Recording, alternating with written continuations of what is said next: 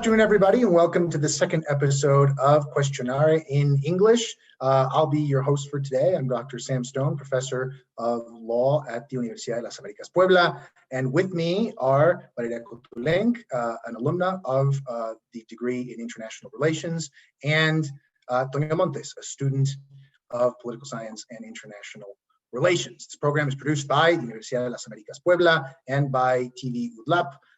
And yeah, we're back with you today to discuss a little more about the U.S.-Mexico relationship, right? Last week, we started with our first episode, and we kind of gave an overview of what was going on, what is going on in the bilateral relationship, kind of through the lens of that first meeting that President López Obrador of Mexico and President Biden of the United States had now as presidents, right? They had a previous meeting where Joe Biden was still president-elect, but now they've met as presidents. And this week, we want to try to go into a little more depth on two topics that are going to be really crucial to the bilateral relationship going forward, and that might very well be interlinked, right? We'll see what we all have to say today about that, right? But one of them is the issue of vaccines, right? President López Obrador asked U.S. President Biden last week in that meeting for the U.S. to send vaccine doses to Mexico. The press secretary of the United States said categorically that would not happen. Joe Biden seemed to be at least somewhat open to the idea, right? And the second issue is the issue of immigration, where the Biden administration is facing some significant challenges at its border with Mexico. So we're going to be discussing both of those issues today. Perhaps we can start with the issue of vaccines, especially because just recently, right, Joe Biden on his speech that he gave on March 11th said that he expected the U.S. to have enough vaccines for all Americans by the end of May, that starting on May 1st, all Americans will be vaccine eligible. That means they can go and schedule their appointments, try to get a vaccine instead of this sort of phased rollout that we're seeing in the US right now. And that opens up the possibility, right, that maybe after the end of May, maybe in June, maybe in July, the US will be more willing to share vaccine doses with the rest of the world. So to discuss this issue, maybe, Valeria, we can start a little bit with you, right? How do you see this announcement by President Biden last night? Is it realistic? Is it going to happen? What do you think? I think it's going to be very hard. I think it's a great announcement, and I'm glad that they did it, because at the end of the day, they were having a lot of trouble with the vaccine rollout, mainly because each state is running their own vaccine rollout. So what applies for one doesn't apply for other. Some people may be eligible in one while they may not be eligible in the other. And by removing these restrictions, it makes people stop moving from state to state just to get vaccinated. And it also opens up the US also for vaccine tourism, which is a whole other topic that we can discuss later on. But there's a big challenge to this. And the main challenge, I think, is not the anti-vax people, but it's the people that are skeptic about the vaccine. Because of all the reports that we've seen, the fact that AstraZeneca vaccine had created some blood clots in some people, and then some countries in the EU stop using it, then people get more fearful with each new side effects from each vaccine. So I think the main problem is not the people that don't believe in vaccines, it's the people that are wary about the side effects of the vaccine, and it's getting them convinced. So it's moving the narrative of the vaccine from fear mongering, like what's going to happen, it came out too soon and everything, to the fact is that this vaccine had been in development for some time, not for the COVID specifically, but following the SARS and the MERS epidemics at the beginning of the century, they had started to look into developing a vaccine for the coronavirus. And this means that there was already some research into it. There was just not money to do it. So now that people were rushing to do it, then there was a lot of money and they were able to do it quickly.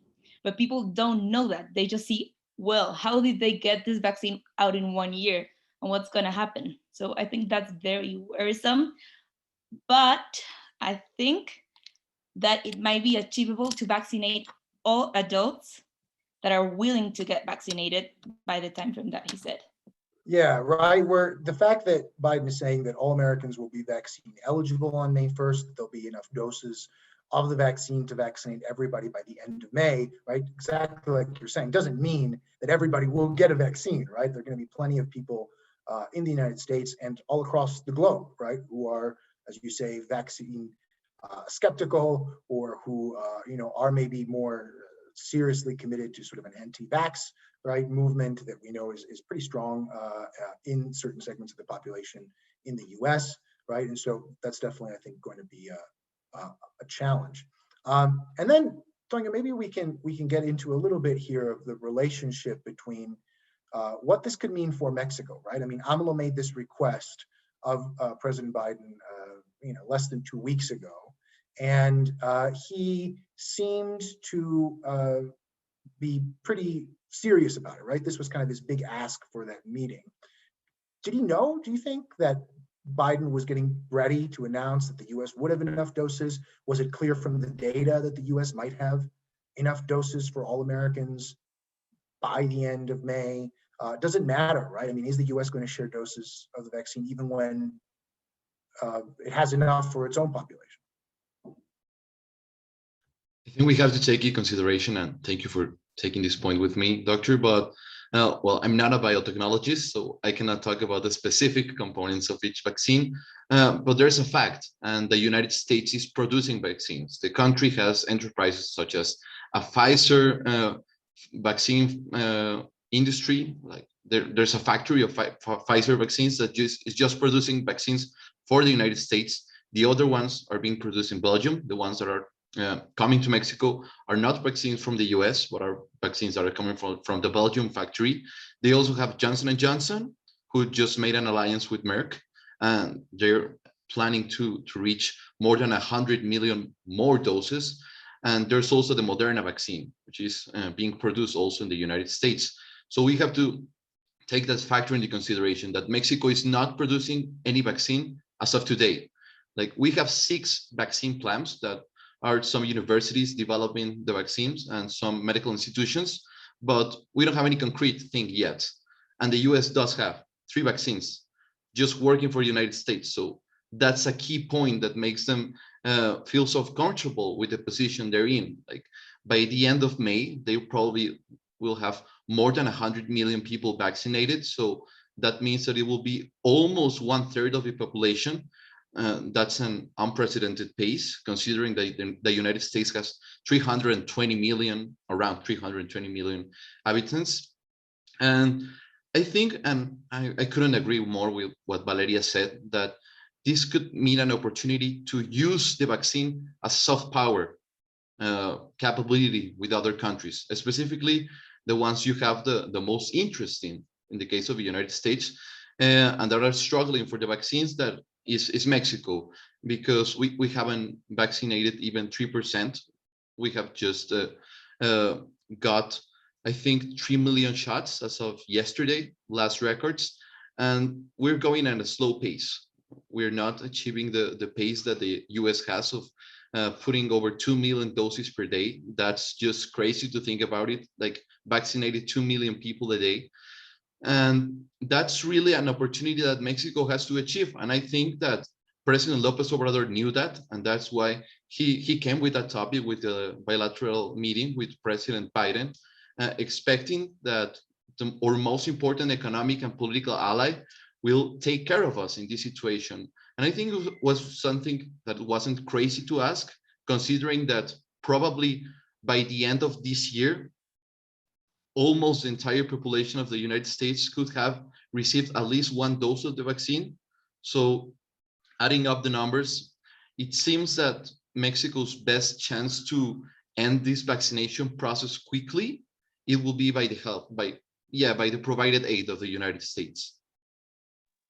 Yeah, so there's a lot to unpack there, right? I mean, by the way, just to put the numbers in context, Mexico has about what, 120, 130 million people now. So if you vaccinated in Mexico at the same rate that you're vaccinating in the United States, Mexico would be done vaccinating its entire population in, like, 7 or 8 weeks or something, right? It would be pretty fast. But they're just, the doses simply aren't here, and that's a big reason why it's not happening right now. Yeah. So the last point you made, Toño, about how Mexico being one of the most important partners for the U.S. and the U.S. as we said, last week, undoubtedly being the most important economic and otherwise, right, partner for Mexico, that there's maybe some sort of expectation or some sort of hope, right, that there will be greater cooperation there. And I think that's where it's going. I think politically for Biden, it doesn't make sense, right now to announce that in the future doses will be given out to other countries. But I'm fairly confident that that's where this is going. He's well aware of the need to do that. I think he's well aware, as you both said, the power that the vaccine can have as a soft power instrument. That's really crucial. And Democrats have always understood soft power better than Republicans in the United States. And so that's where it seems to me that this is headed.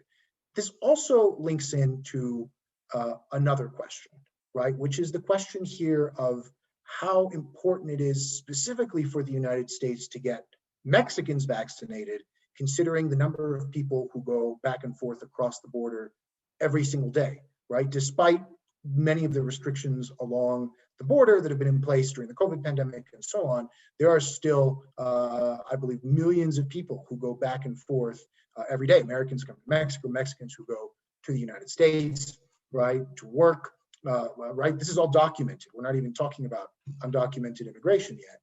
And there seems to me that there's a serious consideration there that in order to ensure that the pandemic is really under control in the United States, you need to make sure that the pandemic is also under control in Mexico. And if that doesn't happen, then you're never going to really have a full sort of situation that is in hand along the southern U.S. border. But this brings me to sort of our second topic that we can discuss, right? Which is, and we can come back to the vaccine as well, and I'm going to tie them together as we go forward, right? But it's the issue of immigration. So Joe Biden and the Democrats in Congress just had a major win, right? They approved the $1.9 trillion COVID bill, which not only includes provisions about COVID, but also about all sorts of other progressive social programs. This is arguably the most progressive legislation possibly since Lyndon Johnson's Great Society in the 1960s.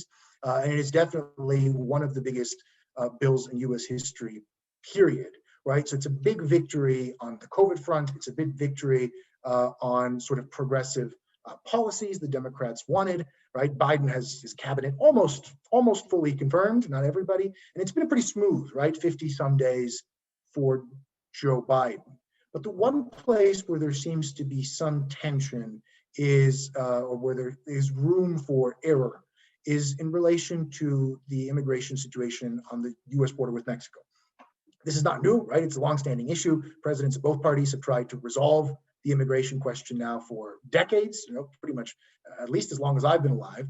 And recently, Roberta Jacobson, who's the former US ambassador to Mexico, and who is now sort of the person in the Biden administration leading the policies surrounding the border situation, right, said that this is a very challenging point for the United States, right? She's saying basically that, in fact, she said explicitly, right, I will certainly agree that we are trying to walk and chew gum at the same time. We are trying to convey to everybody in the region, that is potential migrants in Central America, right, that we being the United States, right, will have legal processes for people in the future, and we're standing those up as soon as we can. So what she's saying is, on the one hand, we have a lot of people arriving at the border right now. We have a huge backlog of cases that have not yet been resolved, right, from the Trump administration, of people seeking asylum, of people seeking some sort of documented immigration status, right? And at the same time, we're not ready yet to process this huge influx of people. So maybe, Valeria, we can start with this, right? What does it mean for the US to be receiving this massive influx? To look at some numbers, I don't have them in front of me, but there's been an increase in the number of people who have been detained at the southern border, the US southern border, in the last, for example, this February as opposed to February 2020, right? So what does this mean for the US, right? That all of a sudden there is this huge increase in undocumented migrants, in asylum seekers, and all sorts of people who are arriving at the US-Mexico border. I think it was to be expected, honestly, given the last year, the pandemic and the economic crisis that was caused by the pandemic. It was expected that undocumented migration would grow. I think it is challenging, very, very challenging for the Biden administration, because they come in at a point that is hard for them, because they've run this whole campaign on the fact of hope, and then receiving migrants, and the fact that they would not follow suit with the immigration policies of the Trump administration, especially with putting kids in cages and separating families.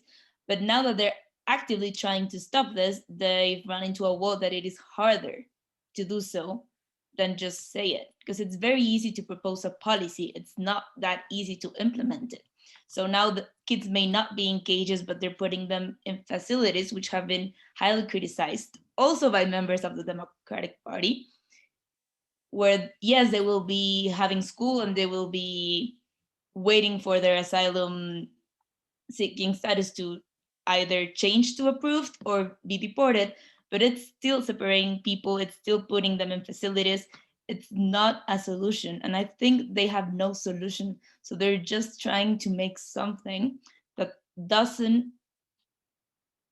isn't the same as the Trump administration solutions, but they run into a wall where they have no idea what to do, because they're trying to control the pandemic. They're trying to do the vaccine rollout. And then if people keep coming into the US, then it's harder for them to vaccinate all people in the US because they cannot control it. And that is also where, as we were discussing earlier a bit, comes in the status of undocumented migrants, which is the fact that there's a lot of undocumented migrants currently in the US. So states haven't been able to ask for many documents to certify that you live in that state, or that you are an American citizen, or that you have a residence permit to be in that state to get vaccinated. Because if they apply those restrictions, then they would just be shooting themselves in the foot, because they would deny the access to the whole population of undocumented migrants that would have no way to prove that they live in the US, even if they pay taxes in the US. And that would mean that they would never be able to fully control the pandemic. I think it's essential to remember that while we have this amazing example of New Zealand managing the pandemic and controlling it, they are an island. They have a very easy way to control migration or to control flights in and out of the country.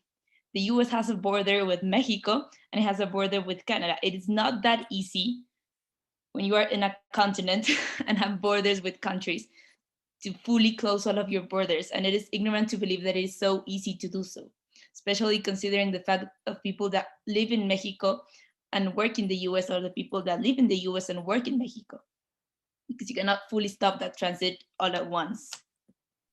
Yeah, I mean, it's absolutely essential, right? I think that the US vaccinate all people within the United States, regardless of whether they're citizens and regardless of their immigration status, right? There are about 11 million undocumented people living, working in the United States. As you said, many of them pay taxes, even though they're never going to probably receive any benefits, right, from those taxes that they pay, despite their undocumented status, right? So if you don't vaccinate everybody, you're going to end up with a situation where the pandemic is really not under control, especially in communities with large undocumented populations. By the way, I have the numbers here now for the border crossings, right? In, let's see, in February 2019, so 2 years ago, right, there were over 76,000 what they call encounters of undocumented individuals at the US border, right? So 76,545,000, right? 76,545 times in which border agents encountered an undocumented person close to the border. In 2020, that number dropped significantly, went down to 36,687. This is February of 2020, right? 1 month. This year, though, the number was over 100,000 in February alone. So it's up quite a bit. Yeah. So we are seeing this massive influx, right? People who are fleeing not only the existing violence in Central America, but also the economic crisis, right? As you rightly said, stemming from COVID, we had all these hurricanes, right? Which really also hit Central America pretty hard. And maybe, yeah, right, the idea that maybe Biden is going to be a better president for them in the US in order to be able to gain a more permanent documented status in the U.S. But sort of to continue along this line, right? What's your sort of input about what this means for the U.S.? And then maybe we can start talking a little bit too about how does this impact the U.S.-Mexico relationship? What is the U.S. looking for from Mexico in relation to this issue right now? Yes, so I want to recall just a little bit that when there was the administration, or when President Trump was making his campaign in 2016 for being the 45th president of the United States, he had one core element that was restricting immigration. So the Trump phase, it was a phase that you could relate to a straight no to any migrant trying to come into the United States. And I think that was a narrative that lots of people thought and assumed the last 4 years. Now that President Trump is not president anymore, there is a counter narrative that as there's a Democratic president, there's a president from the Democrats that could change. So I think that was an element that people believed that just because President Biden was a Democrat, or because his policies weren't as harsh or as fierce regarding immigration as President Trump policies were, they thought they could have a straight yes, or a more easy and feasible solution for the migration problem. And I think that's not necessarily the case. We have seen how Democratic administrations have deported even more people than Republican administrations. I think it would be a mistake for President Biden to take the same strategy that President Obama took from 2008 to 2016, because then he will have pressure from both sides. Pressure from the Republicans saying that he's not getting enough things done, he's not solving the problem, and pressure from the more progressive, left-sided part of the party, Bernie Sanders, Elizabeth Warren, Ocasio-Cortez, and this more progressive side could be denouncing the fact that he's still keeping these practices that they referred as inhuman in campaign and as clear violations of human rights, separating families. And I think there's no easy solution to this. It's one of the most intense and probably most hardest and challenges that the federal government will face through the entire administration. And also considering the things that Valeria said about that, considering that San Diego, for example, San Diego and San Isidro border with Tijuana is the most transited border in the world. So addressing the problem of the vaccine and ending the coronavirus crisis is not only a nationwide problem, it's a regional problem, because the US shares an enormously large border with Mexico and an enormously large border with Canada. But the issue here is that the most transited one is the Mexican. And if they don't address the problem of COVID and how this relates to migration, I think the pandemic in the specific southern border will be, yes, it will not end soon, basically. And the strategy that probably President Biden will follow, and I think it's a pretty interesting one to see, because Roberta Jacobson, being a former ambassador of the US to Mexico, knows the situation, I think, better than anybody. She was ambassador, I think, 4 or 3 years with the Obama administration. And I think the key issue to solve is how to order the migration, how to keep both sides happy, if we can expect them to be happy, dilute the pressure from the Republicans, and show a face that is not as fierce or as tough as the Trump administration one regarding migration. So I think this really impacts what Mexico has to say, because I remember pretty well that former President Trump was really happy that there were 27,000 soldiers in the Mexican border, Mexican soldiers, taking care of the southern and northern part of the border. And I don't know if this will continue, but let's see what happens. Yeah, right. So there are a couple things to unpack there. One is that Biden is definitely in this crunch, right, that you guys have talked about. On the one hand, he's going to be pressured by Republicans. He is already. That's not going to stop, right? They're going to basically say, we went from having very safe borders under Trump, which isn't even quite true, right, to now sort of this open borders thing, right, which nobody wants. There are very few Democrats in elected office anywhere in the country that openly, at least, say that they're in favor of an open border.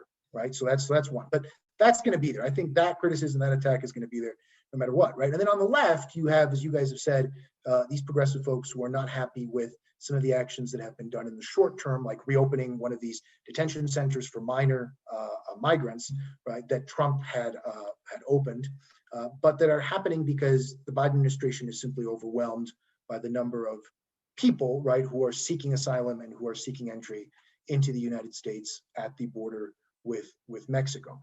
Whether this continues, to me, the big question, as you guys said, is really to see what happens next, right? Over the next 50 days, right? The second half of Biden's first 100 days, what happens, right, in the first 3 months and the first 6 months of his administration? Do they manage to get this under control to where they can really improve the humanitarian conditions at the border and kind of make the progressive wing of the party, if not happy, then at least mollified, right? Or is this going to continue down a path where they're trying to juggle two different things and it's just not working? So we'll have to see what happens, right? But as you guys were saying at the end there, Tony, as you were saying at the end there, right? The U.S. and Mexico had sort of an agreement during the Trump administration where Mexican National Guards people would be patrolling the northern border with the United States, but also patrolling Mexico's southern border, right, with Guatemala, and stopping Central American migrants from entering Mexico so that they didn't even make it to the US border. That agreement seems to still be in place, right? And that's an agreement that I assume the Biden administration wants to continue, right? Ambassador Jacobson said recently also that, the US wants to try to deter, to encourage Central Americans and other people, right, not to go to the United States, at least right now, right? That's the message that they're sending. And so if Mexican troops can help, right, Mexican Guards people can continue to help with that at the southern border, right, Mexico's southern border with Guatemala, that'll make a big difference, probably at least to some degree, for the Biden administration. The question is Mexico going to ask for something in return, right? Might that be the vaccines? Sure, right? I think we're going to have to see over the next few weeks and months what happens with that. But at least for me, I see those 2 points as being deeply interrelated, and that in the short run, right, for the first 3 months, so basically the first half of this year, or at least, or maybe even through the whole year, right, of 2021, those two issues are going to be extremely important and highly interlinked in the bilateral relationship. Yeah. One more thing here we could discuss a little bit, right? Biden has taken 2 very concrete steps through executive actions to many steps actually, but 2 important ones, 2 big ones that have an impact on the U.S.-Mexico relationship. One is reestablishing DACA, right? Recreating the Deferred Action Childhood Arrivals Program, which allows undocumented migrants who arrived in the United States when they were 14 years of age or younger to remain in the U.S., not on a permanent basis, but not be deported, right? And at the same time, President Biden ended the Remain in Mexico program, which forced these asylum seekers to stay on the Mexican side of the border while their U.S. asylum proceedings were occurring. What impact does that have? I mean, is that enough sort of, is that enough of a show of goodwill on the part of the Biden administration to progressives in the Democratic Party, to the Mexican government? Does it have an impact at all? Does it not matter? What's sort of your take, Valeria? And then we'll go to Toño with the same. I think it does matter. I think that one cannot ignore the huge impact that DACA had while it was implemented and that it will continue to have. But I also think that it's important not just to look at what Biden plans to do through executive action, but also look into the programs that he has in mind for his whole immigration plan. He has asked for $4 billion over 4 years to tackle the root causes of migration in Central America countries. And he plans to allow some Central American children to apply for this, kind of like DACA. But I do wonder whether this plan will also be seen as interventionist by some other progressives or more left-leaning people, because there is a constant complaint about the US always meddling in Latin American affairs. We know all of about the CIA coups. This is not a CIA coup, but directly imposing programs in Central American countries that may want them or may not want them will definitely be a hot topic for a discussion, and I'm looking forward to what people will say about that. For sure. Toño, go ahead. Yeah, I think one of the strong core elements of Biden's campaign was overhauling Trump's decision regarding migration, specifically DACA, because President Trump intended to eliminate completely DACA. He couldn't achieve it because the judiciary power, some federal judges, stopped the process until he left office, and then President Biden said he will retake DACA, and I think that's a pretty great signal regarding the progressive expectations that the party had over President Biden. If he didn't make any immediate actions regarding DACA, I think that will have put a lot of pressure on him and his administration. And I really look forward to see how he's going to handle the fact that probably after the pandemic, even more migrants will seek to enter the United States. Migration is not a temporary problem to be addressed. It's a permanent problem that is constantly changing and needs to be addressed in different ways, depending the condition that both countries are in. And this is a really strange condition since we're in a global pandemic that has never happened, at least in this century. And the thing is that probably the relation will change at some point. I can see President Biden just being a one-term president, and President López Obrador is going to end his administration as well in 2024.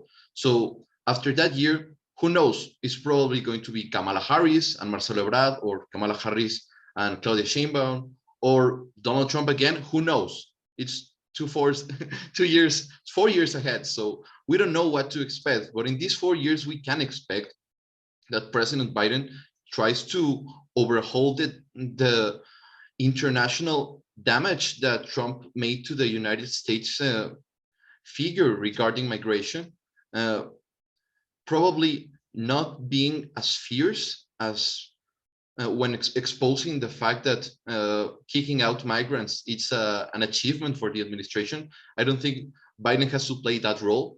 That will be a complete mistake, because it will be like retaking the narrative that President Trump used to have.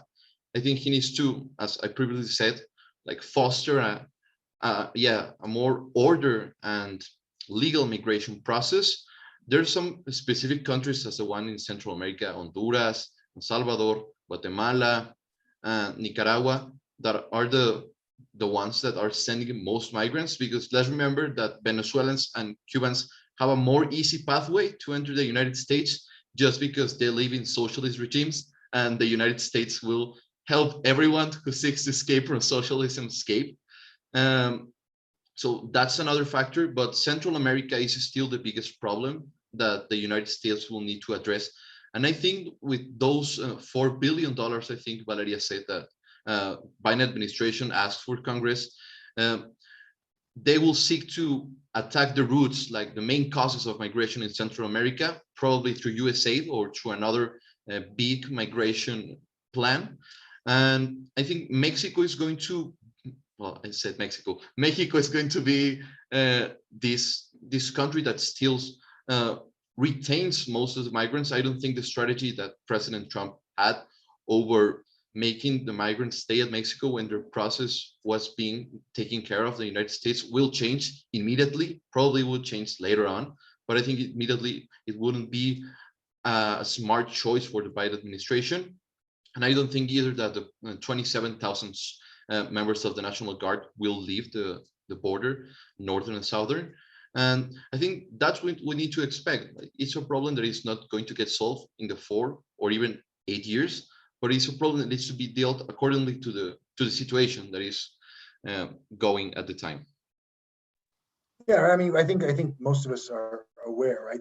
The main underlying root causes of migration from Central America, right? It's not necessarily that people are searching for freedom and democracy. I think there's a lot of an idea in the U.S. that everybody who migrates in the U.S., they're doing it because they're looking for freedom and democracy. Some people might be, right? Some people coming from Cuba, some people come from Venezuela, but most people today, at least, are looking for economic opportunity, right? And they're fleeing from very violent situations like in some countries of Central America, that even in Mexico, we can't quite imagine. And that's what they're fleeing from, right? So it's basically poverty, it's extreme violence. Now it's a complete mismanagement of the pandemic, the destruction of the hurricanes. And so if you put all of that together, none of that can be resolved in 4 years. Yeah, how the Biden administration manages this, and if Congress even approves any money for these programs, right? I mean, there's right now there's almost zero chance that Biden's immigration law becomes law, right? The Biden's immigration bill becomes law, given the fact that it needs 60 votes in the Senate because of the filibuster, which is this weird procedural rule that requires that you have more than a bare majority to pass most bills through the Senate, and it might very well not become law. It's probably not going to become law, at least not as it's proposed right now. So whether there's going to be any real work towards these root causes, we'll see. But at least there's now a US president who recognizes that immigration is not just something that's happening at the border, it's something that's happening regionally, it's something that has root causes that need to be addressed, right? And that most people who are trying to reach the US, or maybe sending their children on their own, right, to the US, they're not doing so because they just think it's a good idea and they want to.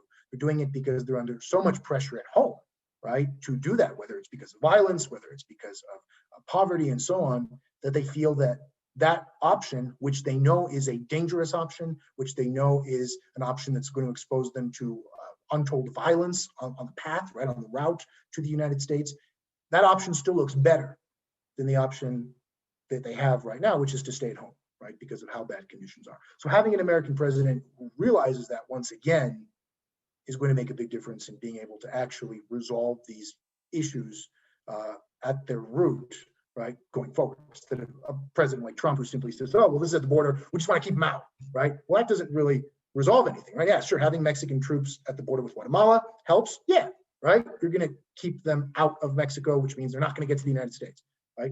Keeping them in Mexico while their asylum